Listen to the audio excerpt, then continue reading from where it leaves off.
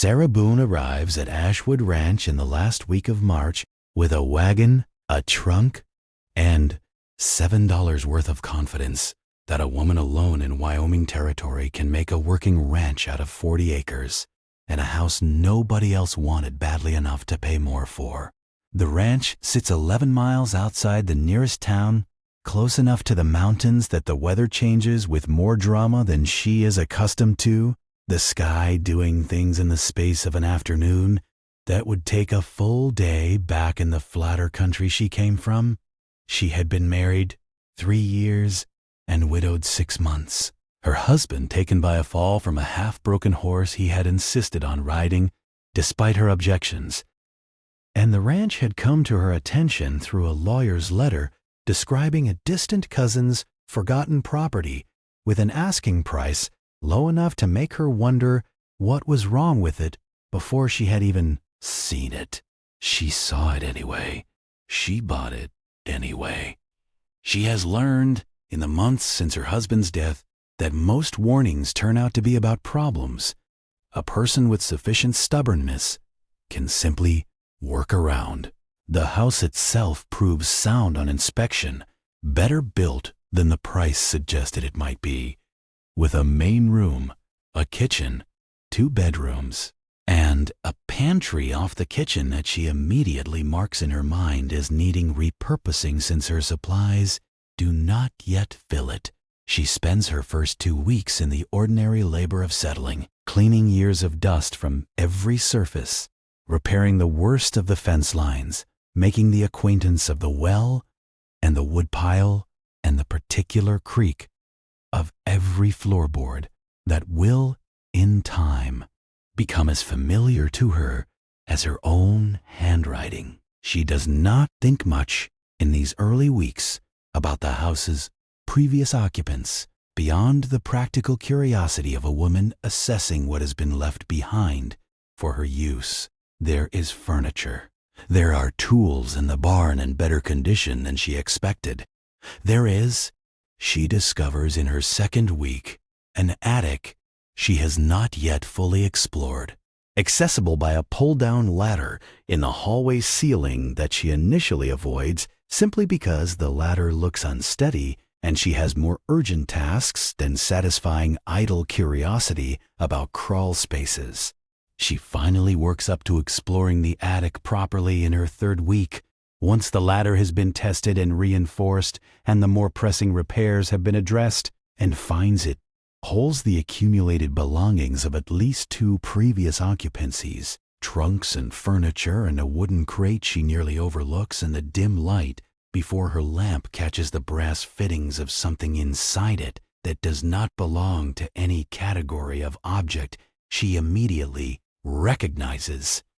It takes her a moment, working the crate open, to understand she is looking at a camera, a proper plate camera with a bellows and a brass lens mount, the kind she has seen only once before, in a photographer's studio window in the town where she grew up, an object she associates with wealth and ceremony, rather than anything a ranch attic in Wyoming would casually contain. Beside the camera, wrapped carefully in cloth, a box of glass plates, perhaps 20 of them, each one individually sleeved. None of them yet developed as far as she can tell from the sealed and undisturbed appearance of the packaging. She carries the whole crate down to the kitchen table and spends the evening examining it by lamplight, running her fingers over the camera's brass fittings, testing the bellows movement, reading the maker's mark stamped into the wood of the body, a company name she does not recognize from a city she has never visited. She does not know how to develop photographic plates.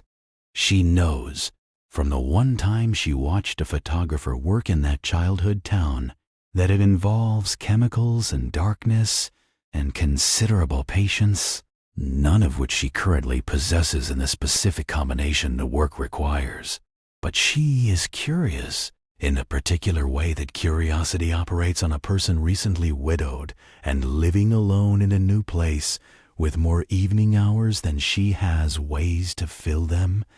and she resolves, before she goes to bed that first night with the camera on her kitchen table, to learn. She rides to town within the week and finds, to her genuine surprise, that the general store carries a modest stock of photographic chemicals kept in the back for the rare customer who wants them. The storekeeper explaining that a photography studio operated in the county for several years before its owner passed on, and the demand simply never fully disappeared. She buys what she needs and asks, offhandedly, whether he remembers the studio's owner, and he tells her the name meant nothing to her at the time, though she will hear it again soon enough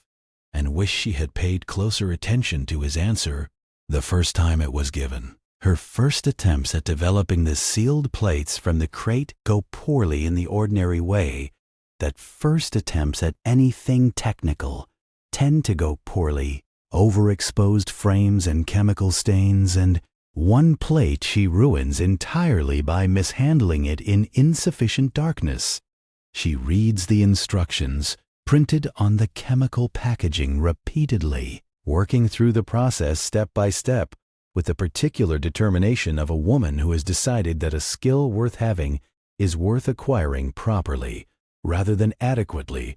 and by her third attempt she has begun to understand the rhythm of it, the timing and the temperature and the particular darkness required at each stage. On her fourth try, working carefully in the pantry, she has converted into a makeshift darkroom by nailing a blanket over the single small window. She produces an image that actually resolves. A photograph of what appears to be this same ranch house from perhaps 15 years earlier, judging by the younger state of a tree she recognizes in the yard, taken by whoever owned the camera before her, whoever left the crate in the attic for her to find. She holds the wet plate up to her lamp with something like triumph, the first real success of her photographic education, and studies the image with the particular pleasure of seeing her own house as it once was, the porch railing not yet needing the repair she completed her first week, a hitching post that no longer stands, small differences that mark the passage of years she was not present to witness. The photograph itself is unremarkable except for one detail that she notices only after she has looked at it for several minutes. Under her lamp, at the very edge of the frame, partially cut off by the composition, there is a figure, not clearly a person, not clearly anything specific, simply a dark, slightly blurred shape at the periphery. That could be a shadow, could be a smudge in the original exposure, could be a dozen ordinary photographic accidents that she does not yet know enough about the process to properly rule out. She sets the photograph aside, telling herself this is exactly the kind of imperfection a beginner should expect, and develops the remaining plates over the following days, working through them one at a time with growing patience and improving technique, and finds the same thing in each of them, without exception. A house from the same period, a barn, a field, various ordinary scenes of ranch life from some years past, and in every single one, at the edge of the frame, the same dark, unplaced shape. She lays all 20 developed plates out on her kitchen table one evening and studies them together for the first time,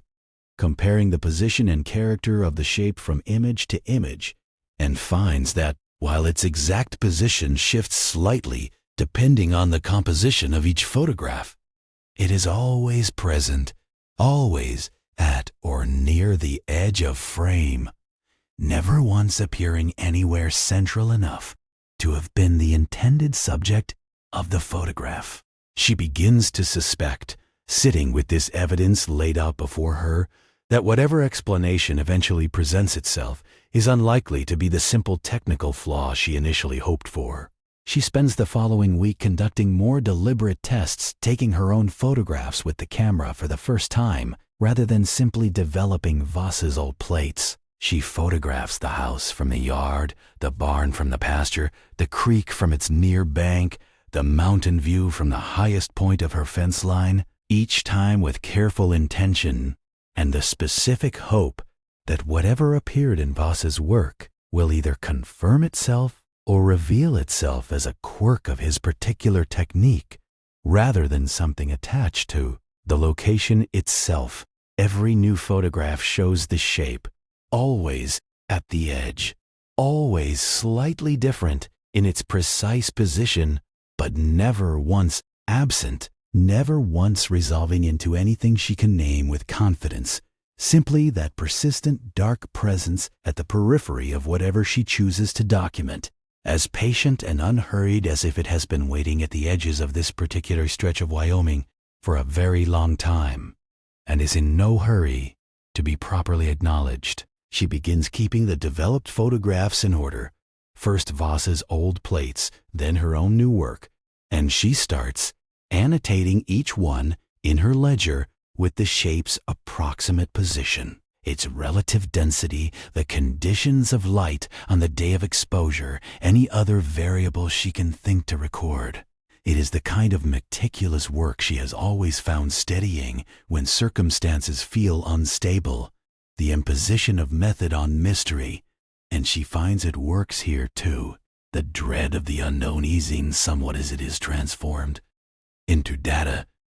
she can hold in a book. What she establishes over several weeks of this disciplined observation is that the shape appears most clearly resolved in photographs taken close to the house itself, and least clearly in photographs taken at the property's furthest boundaries. A gradient she finds so consistent, it begins to feel almost like a rule. The shape in a photograph taken 10 feet from the front porch is noticeably more distinct than the shape in a photograph taken at the far fence line, though both are unquestionably present. She writes this observation in her ledger and sits with it for a long evening, and arrives, cautiously, at the tentative conclusion that whatever produces the shape has a center, a specific location on this property around which it concentrates its presence or its influence most strongly, radiating outward from there with decreasing force the further one moves away.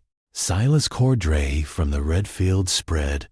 3 miles east, rides over on her third week, the standard greeting she has come to expect from every neighbor within riding distance who wants to assess the new arrival before deciding how much assistance to offer. He is sun-darkened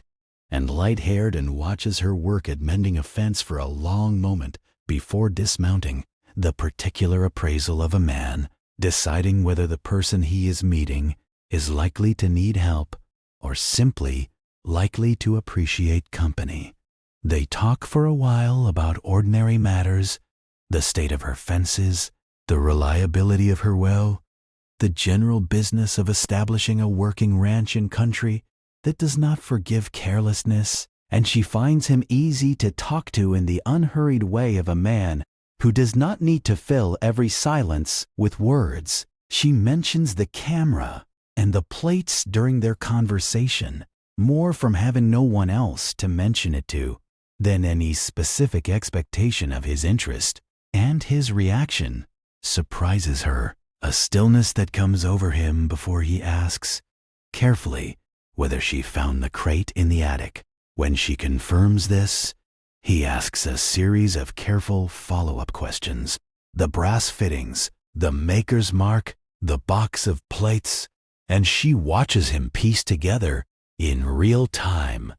a recognition that clearly means something significant to him, even though he has not yet explained what. He tells her, finally, that the camera belonged to a photographer named Ezra Voss, who operated the county's first studio in town for the better part of a decade before disappearing under circumstances nobody satisfactorily explained, sometime around 1875. He does not know the specific details of the disappearance. He knows the studio closed suddenly that Voss's belongings were sold off or given away piecemeal by whoever handled his affairs afterward, and that the camera apparently ended up here, in the attic of a ranch house he had no obvious connection to, through some chain of ownership nobody has bothered to trace. He remembers, as a boy, hearing his own father speculate about what became of Voss, and he remembers the particular tone adults used when the subject came up, a tone he did not fully understand at the time but recognizes now, looking back, as the tone people use when discussing something they find genuinely unsettling but do not wish to alarm children by naming directly. He tells her there is a woman in town, Opal Nash, who worked as Voss's assistant during his final years of operation and might know more than he does. He offers to take her there. She accepts, curious now in a way that has moved past idle evening entertainment into something closer to genuine investigation, and they arrange to ride into town together the following week once she has finished developing the remaining plates and can bring the full evidence of what she has found for Opal's examination. Opal Nash lives in a small house at the edge of town, elderly and sharp-eyed, and she does not seem surprised by the visit, which Sarah has begun to recognize as the standard reaction of everyone connected to whatever strangeness attaches itself to a property like this one. She confirms the camera was Voss's, describes its distinctive brass fittings before Sarah has finished describing them herself, and asks, with the particular carefulness of someone approaching a subject she has waited a long time to discuss, whether the plates Sarah found have been developed yet. When Sarah confirms this and describes what she found, Opal sets down her coffee cup with a steadiness that seems deliberately maintained rather than natural, and begins to speak. She worked as Voss's assistant for 6 years, she explains, learning the trade alongside him in the county's first, and for most of that period, only photography studio, a small operation above the general store that served the town's need for wedding portraits and family likenesses and the occasional formal photograph of a prized horse or a new house. Methodical man, she says, exactly the kind of person who should have been well suited to a trade that rewards patience and precision, and for most of the years she knew him, his work showed exactly that careful, methodical quality, images that were technically excellent, and by the standards of the time, genuinely artful. The trouble began gradually, she tells Sarah, in a manner that made it difficult to identify a clear starting point, even in retrospect. Voss began mentioning, first as an idle observation, and then, with increasing seriousness, a shape that seemed to appear at the edge of certain photographs, always faint, always dismissible, as an accident of the process, until it appeared in enough of his work that dismissal stopped being a reasonable response. He began seeing the same thing in every photograph he took, Opal says, regardless of subject or location, always at the edge of frame, always slightly different in its exact position, but never once fully visible, never once resolving into anything he or Opal or anyone else who examined the plates could definitively identify. He grew increasingly troubled by it, increasingly convinced that whatever was appearing in his photographs was not a flaw in his equipment or his process, but something genuinely present at every location he photographed, something that had learned, somehow, to appear specifically for the camera in a way it did not appear to the naked eye. Voss's disappearance, Opal tells her, came shortly after he attempted something none of his previous work had included: a deliberate long exposure taken at night in his own studio with no subject present at all. An attempt to photograph the empty room itself in the hope of either capturing the shape more clearly or proving conclusively that it existed only in his imagination. He had grown increasingly desperate by that point, Opal says, sleeping poorly, eating little, convinced that the answer to what troubled his work lay in confronting it directly, rather than continuing to encounter it obliquely at the edges of ordinary portraits and landscapes. Opal developed that final plate herself, at his request, because his hands were shaking too badly by that point to trust himself with the chemicals, and she remembers standing beside him in the darkroom's red safe light watching the image slowly emerge on the paper, both of them silent, both of them uncertain what they were hoping to see and what they were hoping not to. The photograph showed the empty studio exactly as expected, chairs and backdrop and camera stand, all of it perfectly ordinary, except that in the corner of the frame, closer and more resolved than in any previous image,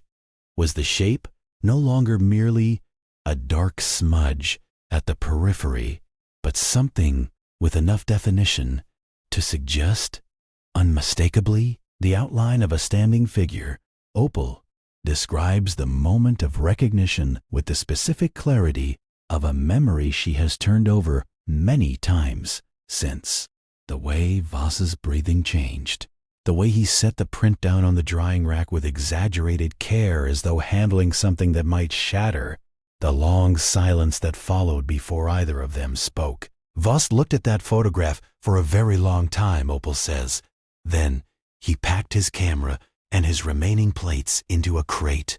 and he left town within the week, and nobody in the county ever saw him again. She herself continued the studio's portrait business for a further 2 years before the work became too difficult to sustain alone, and she has kept, in the decades since, a private and largely unspoken conviction that whatever appeared in that final photograph was the actual reason Voss left.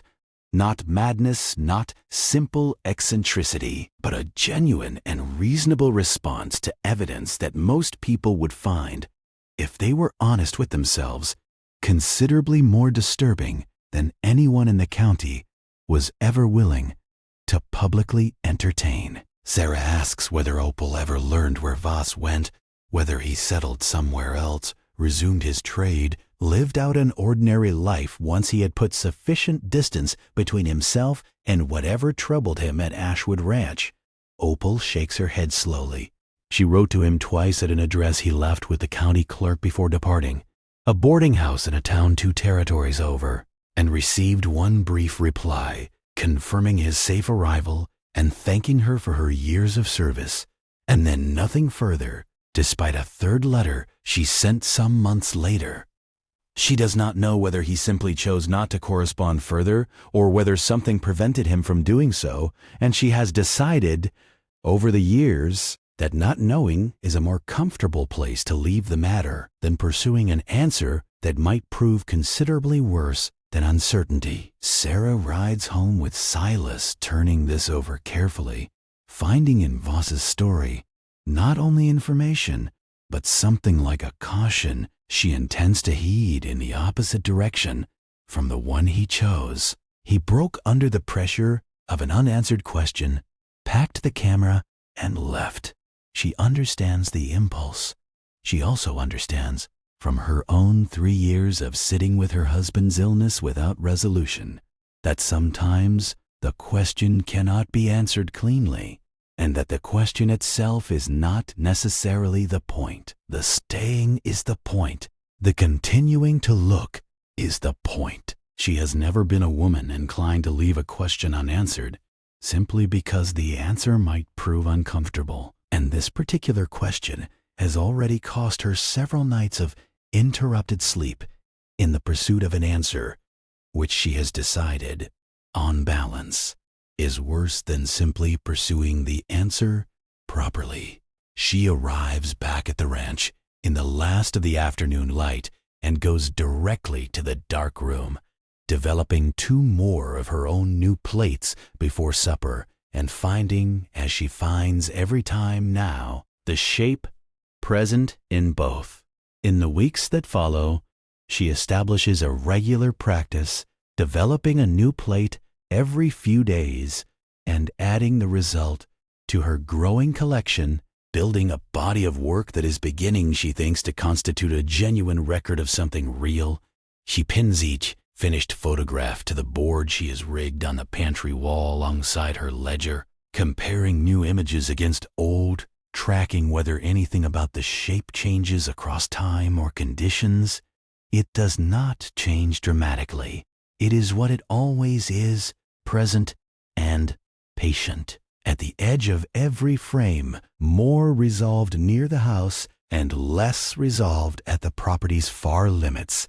consistent in a way that begins to feel not frightening, but almost reliable. Almost like the behavior of something that has found its arrangement with this particular stretch of ground and sees no reason to alter it. She sleeps better. She notices, once she has committed to this ongoing work, the nights are quieter in her mind when she has a disciplined practice to return to in the morning. Something specific and purposeful to give the mystery rather than simply lying awake in the dark enduring it. She begins to think of the camera not as an instrument for revealing something terrible, but as the one tool she has for carrying on a correspondence with something she does not yet understand, the only medium through which the thing at the edges of this property and the woman who now lives at its center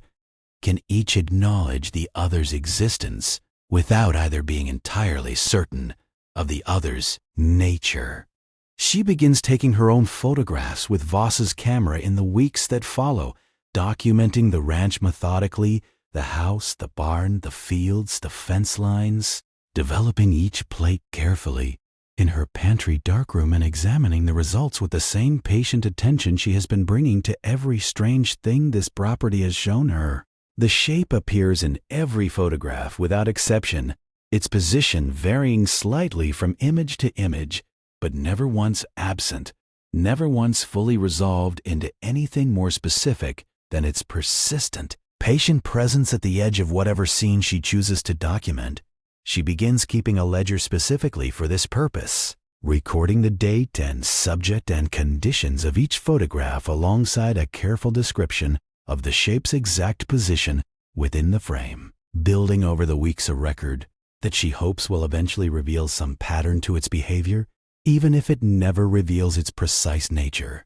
She notices several weeks into this documentation that the shape appears slightly more resolved in photographs taken near the house itself than in those taken further out at the property's edges. A gradient of clarity that suggests, if anything conclusive can be suggested from evidence this strange, that whatever produces the shape is more concentrated near the house than elsewhere on the land. She tests this observation deliberately, taking a series of photographs at measured distances from the front porch, and finds her suspicion confirmed with enough consistency that she adds it to the ledger as her first genuinely reliable finding. The closest thing to a scientific conclusion this whole strange project has yet produced. Milton Gray of the Gray Photographic Supply and Press Company arrives during her 6th week. His interest, he explains, entirely practical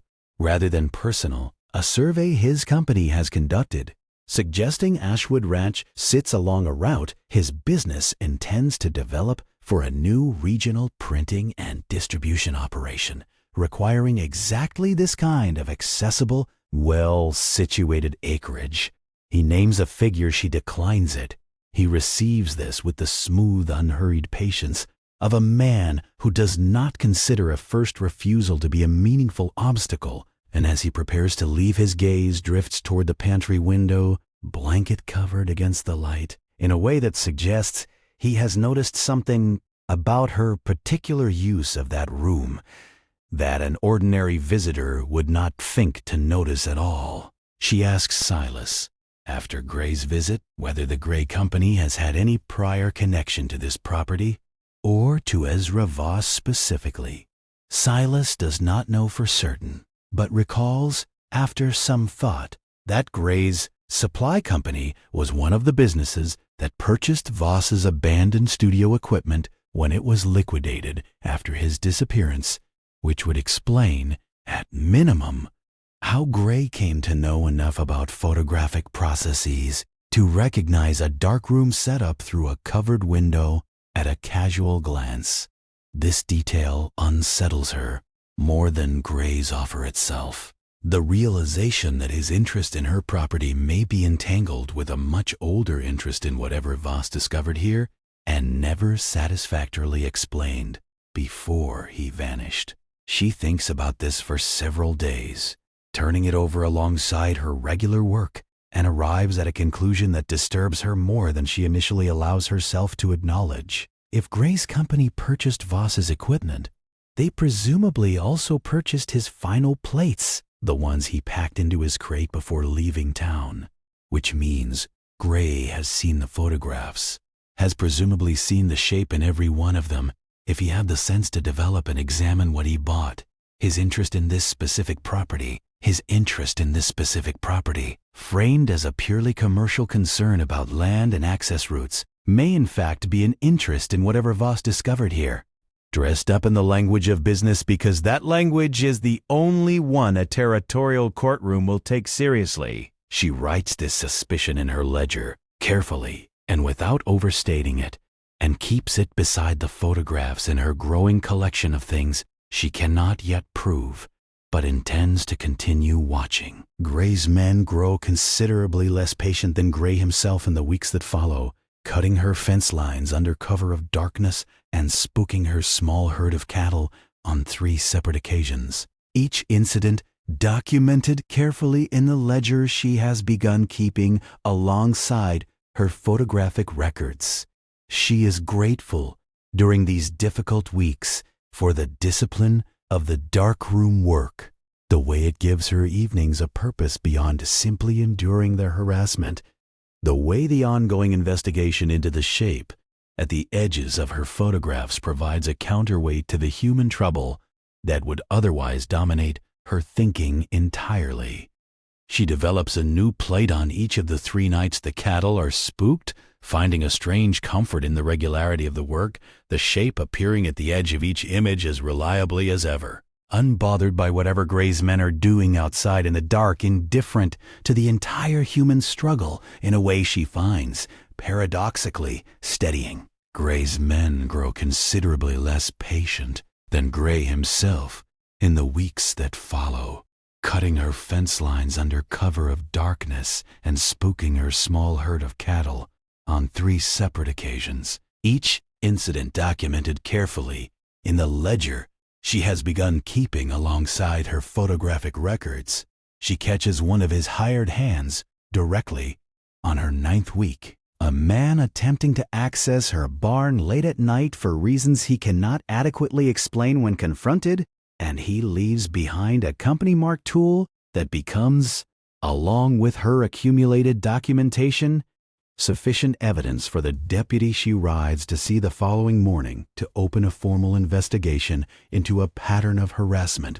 that turns out, once examined properly, to extend well beyond her own property line to at least 2 other ranches in the county that Gray's company has been quietly pressuring for similar reasons. The trial resolves in her favor within a matter of weeks. Gray's operation fined substantially and barred from further land acquisition attempts in the county, his composure cracking only once on the courthouse steps when he tells her, with something closer to genuine curiosity than malice, that he has always wondered what exactly Voss photographed that final night in his studio, and whether she has learned anything more about it than the county records ever managed to preserve. She tells him she has learned quite a lot more, and does not elaborate further, and watches him ride away with the particular satisfaction of a woman who has won the argument that mattered and kept the private one entirely to herself. She writes to Opal Nash that evening, a long letter describing everything she has learned since their meeting, the gradient of clarity she established across different distances from the house,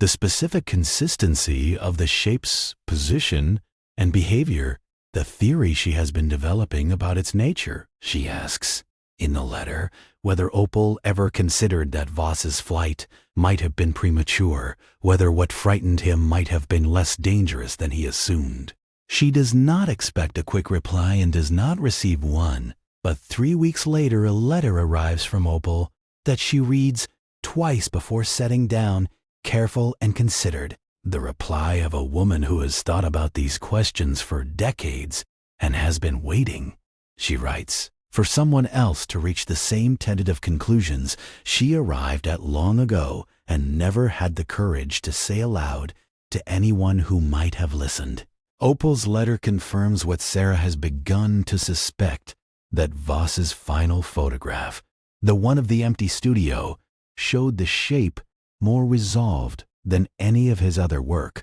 and that Opal has always believed this resolution was not a warning, but a response. The thing in the photographs recognizing, perhaps for the first time, that the person holding the camera was finally attempting direct contact rather than incidental documentation. The tragedy, Opal writes, was that Voss interpreted this recognition as something to flee from rather than something to engage with, and packed his camera and left the week after, never understanding that what had finally looked back at him from that empty room was, as far as Opal had ever been able to determine, not malevolent, simply very, very attentive. Sarah reads this letter in her pantry darkroom, sitting on the small stool she keeps there for the long waits between development stages, surrounded by the board of photographs pinned to the wall, and finds she is not surprised. She has been arriving at the same conclusion herself, slowly and carefully, and on her own terms, for the past several months. Whatever is here has been here long before Voss and will be here long after Sarah herself is gone. And it has never once, in all the documentation she has built up, done anything beyond appear at the edges of things, consistent and patient, watching or simply being present in the only way available to it, and waiting, perhaps, for whoever holds the camera to finally understand that what they are photographing is not a haunting but a hello. The weeks after the verdict settle into a rhythm that allows her, finally, to pursue the photographic mystery with her full attention rather than the divided attention the human troubles had previously demanded. Silas stays close throughout, his presence becoming, without either of them formally naming it, a fixture of her days rather than an occasional visit, and he assists her on several evenings in the delicate work of preparing and developing new plates, learning the process alongside her with the same patient curiosity she has brought to it from the beginning. She finds his steadiness a genuine asset in the darkroom's cramped, chemical-scented dark. A second pair of careful hands and a second set of eyes that do not startle at what the developing tray eventually reveals. They have long conversations on these evenings in the dark room, and afterward by the kitchen table, 2 lamps between them and the growing board of photographs on the pantry wall visible through the doorway, talking through what she has found and what Opal's letter confirms, and what both of them think it means. Silas is not a man who rushes to conclusions, and she finds his careful, unhurried engagement with the evidence more useful than any quick reassurance would be. He raises questions she had not thought to ask. He suggests angles of inquiry she had not tried. He sits with the photographs for long stretches without speaking, studying them with the same methodical attention he would give a difficult piece of rangeland or a puzzling piece of livestock behavior, approaching the supernatural with the same practical patience he brings to everything else, and she finds this, more than any other single quality, the thing that makes her genuinely glad he is here. There is an evening in early autumn when they are both in the dark room, the red scythe light making the small space feel warm and enclosed. The chemicals smell familiar now, rather than harsh, and he says, not looking up from the developing tray, that he thinks whatever is in the photographs has probably been here a very long time. She says she thinks so too. He says he wonders whether it has always been here or whether something brought it, some event or change in the land they do not have a record of. She says she does not know that the record she has built only goes back to Voss, and Voss's own work did not address origin, only presence.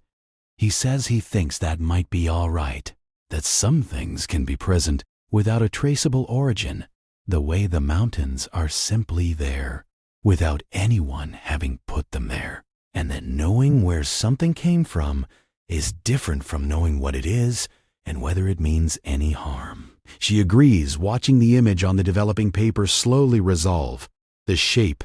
appearing at the edge of the frame exactly as it always does, patient as ever. She thinks this might be the most honest conversation anyone has ever had about whatever lives at the edges of this particular stretch of Wyoming, and she is glad there are finally two of them having it instead of one. She experiments over these settled weeks with photographing different locations on the property, comparing the shape's clarity and position against her earlier observations,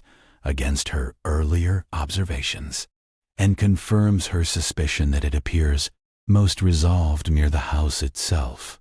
less so at the property's edges, a gradient she comes to think of in her private ledger notes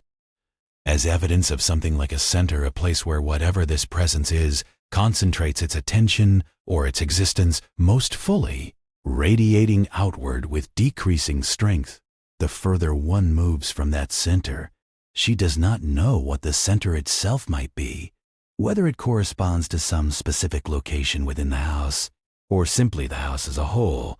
and she resolves to continue investigating patiently for as long as the question continues to interest her, which she suspects, given how thoroughly it has occupied her over the past year, may be a very long time indeed. She attempts, eventually, the same experiment Voss attempted in his final weeks, a long exposure of an empty room, her own front parlor, taken at night with no subject present, developed the following morning, with hands that are steadier than she expects them to be, given what she already suspects she might find. The photograph shows the parlor exactly as she left it. Furniture and fireplace and the particular disarray of an evening's ordinary use, and in the corner of the frame, more resolved than in any previous image she has produced. The shape stands with enough definition now to suggest unmistakably a figure of considerable height facing away from the camera, its features entirely obscured by whatever quality of the exposure prevents it from ever fully resolving into something a viewer could describe with confidence. She does not pack the camera away. She does not flee the property the way Voss apparently did after producing his own version of this same image. She sits with the photograph for a long evening instead, studying it under her lamp, and arrives, gradually, at a theory she writes carefully into her ledger, alongside her other observations. Whatever appears in these photographs, she has come to believe is not hunting the camera or the photographer. It is simply present at this property in a way that ordinary vision cannot detect, but that the specific chemical process of photography, for reasons she cannot begin to explain, renders faintly visible. It has been here, she suspects, for longer than Voss owned the camera, longer perhaps than anyone currently living has any record of, and the camera has done nothing more than give her, and before her Voss, a momentary window into something that was always here, regardless of whether anyone was equipped to see it. She writes to Opal Nash describing this theory in detail, and receives, some weeks later, a thoughtful reply in which Opal admits she arrived at something similar herself in the years since Voss's disappearance, though she never had the opportunity or the equipment to test it as thoroughly as Sarah now has. Opal's letter includes a detail Sarah did not previously know, that Voss, in his final weeks before vanishing, had begun to speculate that the shape might not be malevolent at all, merely curious, drawn toward the camera, the way any observer is drawn toward being observed, in turn, and that his growing fear had less to do with what the shape might do and more to do with the unbearable uncertainty of not knowing what it was or what it wanted, an uncertainty that Sarah, through months of patient documentation, has begun to find considerably more bearable than Voss apparently ever managed to. Silas asks her to marry him on a clear evening in early autumn, standing in the yard with the mountains catching the day's last light behind him. And she says yes with the particular certainty of a woman who has spent the better part of a year sitting patiently with an unsolvable question and has concluded, in the process, that patience itself is a skill worth building a life around. He has, over the months of their acquaintance, become as familiar with the camera and its strange results as she is herself, assisting her in the darkroom on countless evenings, and she has come to value his steady, unstartled presence beside her nearly as much as she values the answers she has not yet found. They marry the following spring at the ranch, a modest gathering that includes Opal Nash, who makes the journey despite her age. Specifically, she tells Sarah to see for herself that someone has finally continued Voss's work without abandoning it the way he ultimately had to. On the morning after the wedding, Sarah sets up the camera in the yard, aiming it at the house itself, and takes a single photograph in the clear spring light with Silas standing beside her, both of them in the frame together for the first time. She develops it that same afternoon, working in her pantry darkroom with hands made steady by long practice, and finds at the edge of the image exactly where it has always appeared, the shape standing now closer to the house than in any previous photograph, as though drawn nearer by the occasion, or perhaps simply present in its accustomed place while the composition itself has shifted slightly to include more of the yard than her earlier, more caught